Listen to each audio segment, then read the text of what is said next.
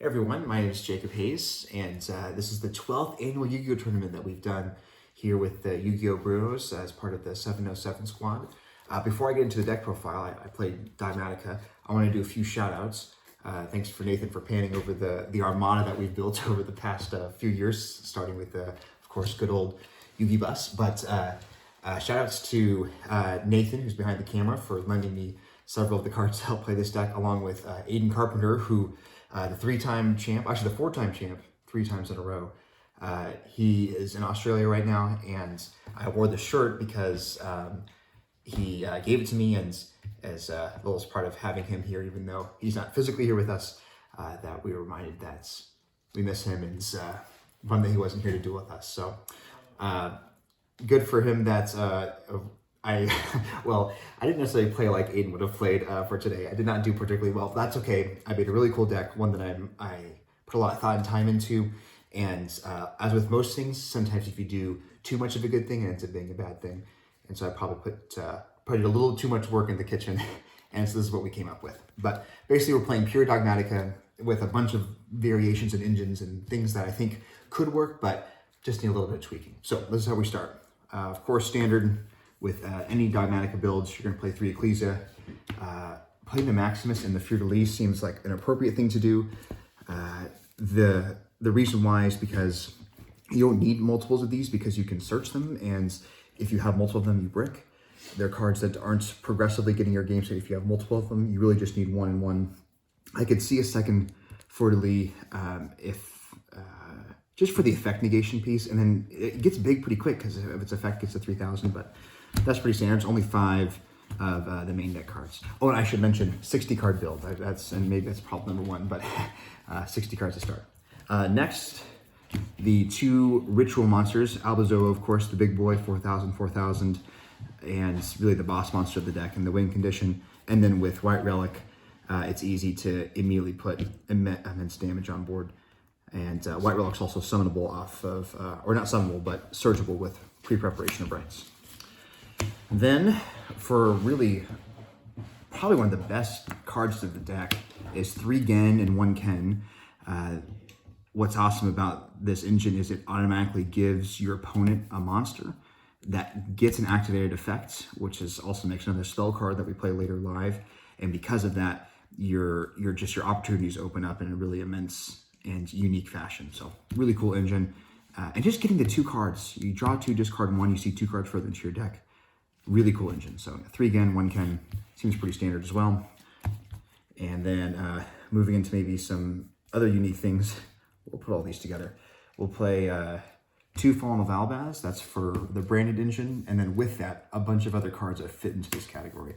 1 Blazing Cartesia, 1 Incredible Ecclesia, 1 Guiding Quem, 1 the Iris Sword Soul, and 1 the Golden Sword Soul. So there's a lot of cards here, but they all kind of work in unison with each other, and that has to do with branded fusion deployment, and a few other cards. But Albaz is, of course, excellent card. It just sometimes creates opportunities that put your opponent in a bind, becoming a super poly of its own. Cartesia is really good in getting into Greg Giganol, or however you pronounce that card's name. Ecclesia is great for going seconds, and really this deck is a blind going second deck, and so just having the free special summon and then being able to get out into your Soul Priest or getting into a Fallen of Albaz, great card. Quem's interesting. I think that I didn't do a good job of maximizing this card throughout the tournament, but I think a lot of times we talk about cards being good in theory, and I would agree with that statement for this card, and I wish I had spent more time testing and finding how to maximize Quem, and I feel like I didn't do a very good job of that today. Iris Sword Soul was a really a greedy card to play. I didn't need to play it. Whenever I drew it, it was frustrating, and so I think that it could be good, but not with the playstyle I was having today. And the Golden Sword Soul, great card to send with Albaz off of Branded Fusion, because they can get back your Albazoa, because it summons from the graveyard Spellcaster with the same attack and defense, and Albazoa, Spellcaster, 4,000 attack, 4,000 defense. So that's kind of a unique interaction. Didn't come up today, but it certainly does come up enough to where I wouldn't consider removing it. So those are all like the rest of, maybe we'll call it that Dogmatica engine of sorts. And then for other monsters that we play, 3 Fenrir. I just think it's hard not to deal with Fenrir, and it creates awkward situations for an opponent. And sometimes you can just like play Fenrir pass, and it actually is sometimes crazy enough. So good card. And then kind of maybe a weird setup here. It's the only I played I played Gamma and Driver, and Gamma and Driver are not, I didn't play them because I thought Gamma was a good hand trap. I played them because I played Small World, and this is how I was able to connect all of my pieces together. That I thought was a usable card in and of itself, and then it was extra good because of Fenrir being a psychic. But I didn't actually activate these cards, but they were good to make Small World bridges. And then the last 3 are the small Bestial engine I played, 1 Magnum, 2 Druid Swarm. There's an argument to me that you could play more Bestials, and that would be good, including the spells and traps and such. But Bestials are just really strong, except when you're playing Fire King, because they're all fires, and so it struggled in that matchup. But otherwise, really a cool card, and it's a level 6 Dark, which has a huge impact, which I'm going to go back and grab a few of these cards, with a lot of our level 4 lights, like Virtuous, multiple of the Vision Virtuous cards, even with Quem, because this is how you can get into Chaos Angel, which is kind of a card that most people don't see coming, and then when it lands on the field, it's like, oh my gosh, that has a huge impact. So that's kind of a unique interaction where you can surprise some people. That's it for the monsters. Moving on to the spells. All of these spells are power spells. They're each strong in their own right, and are hard to play less than 3 of. Nadir Servant, classic, incredibly strong. There was a reason why once upon a time I was on the ban list. 3 Dogmatica Matrix. This is why I think it's good to play this going second, because you get the extra search when your opponent controls a monster. It's also why the Gen and Ken combo works really well. And then its secondary effect, when it's just sitting on the field to just access your extra deck or your opponent's extra deck with the ritual monster, awesome.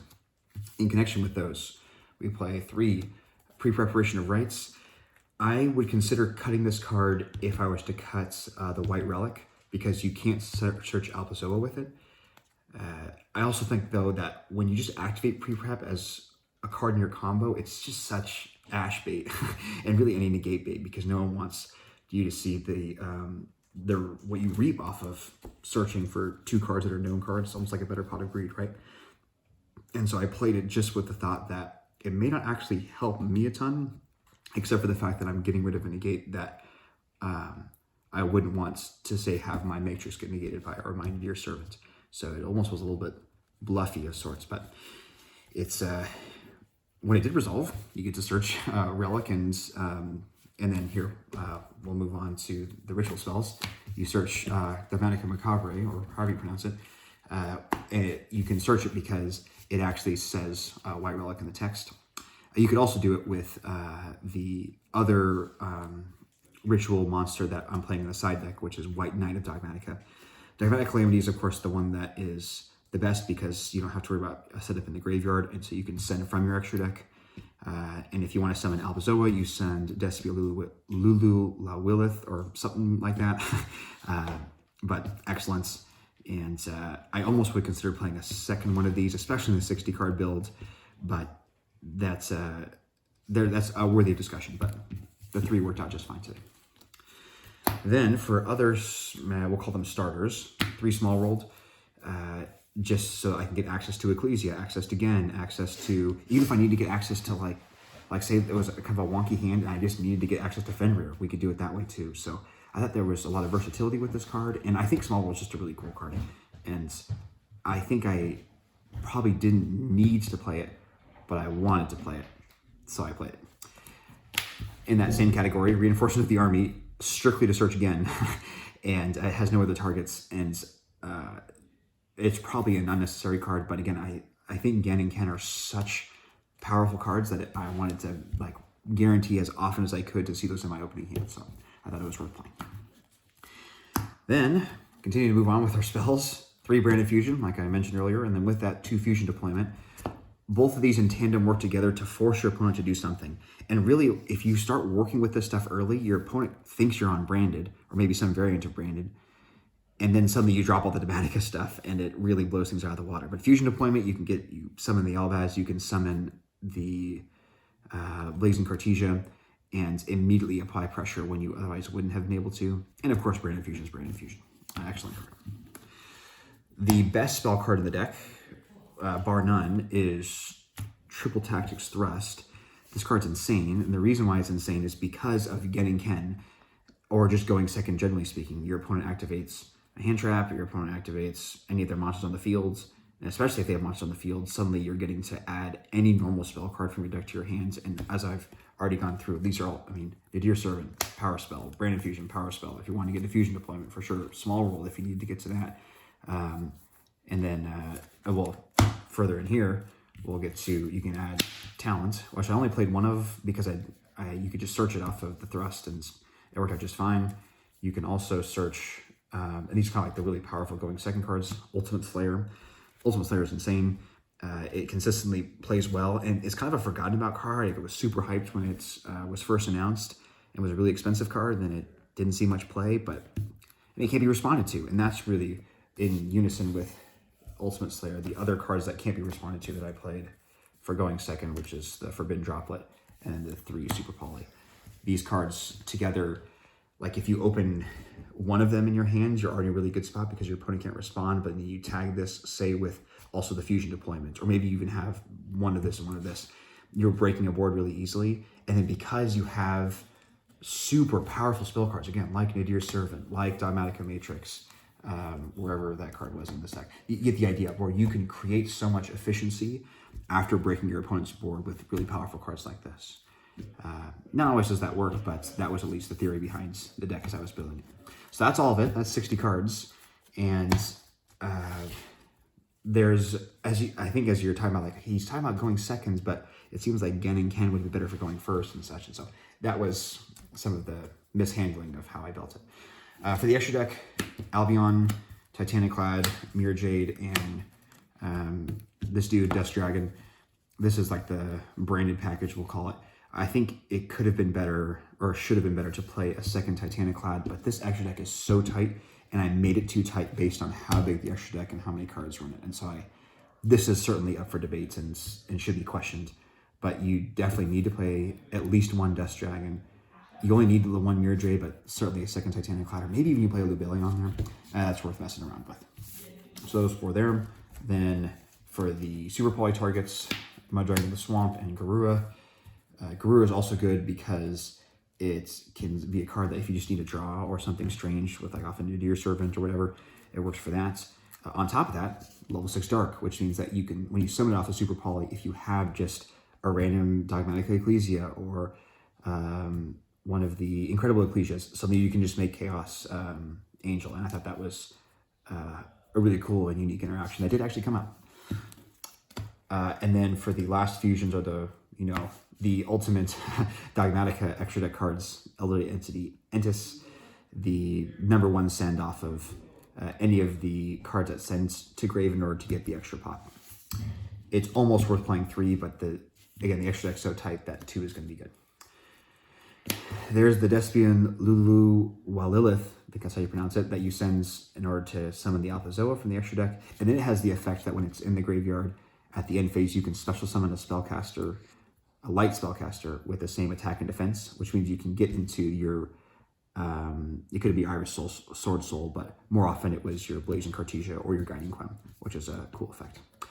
And then the other synchros include Herald of the Arclight, which is, again, gets you further into your ritual plays to be sent off of Nadir Servant or whatever.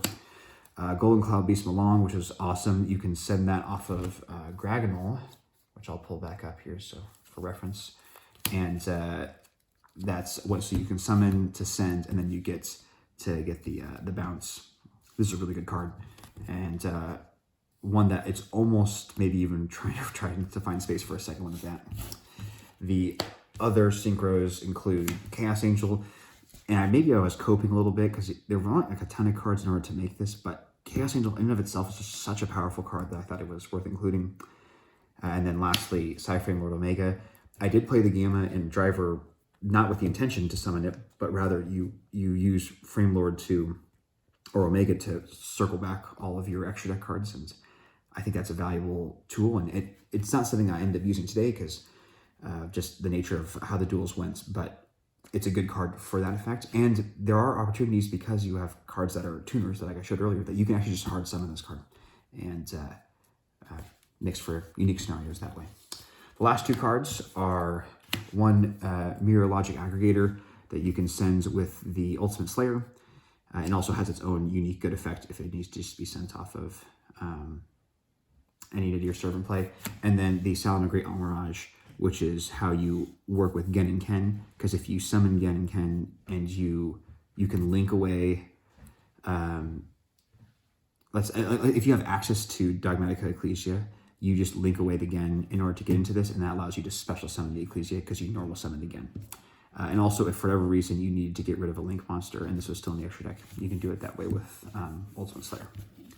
That's the 15 for the extra deck. And then for the side deck was with the intention of dealing with, some wacko, I say wacko, but like back row strategies that I didn't want to deal with. So 3 Danko and Harpy's Feather Duster.